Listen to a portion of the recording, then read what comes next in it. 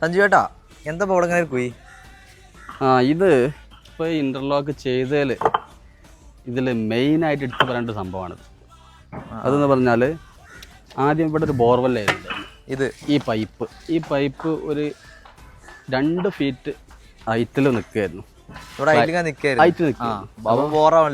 അതെ അതെ. അപ്പോൾ അത് ക്ലയൻറ്റിന് ഈ സ്ഥലം കൂടെ യൂസ്ഫുൾ ആവണം.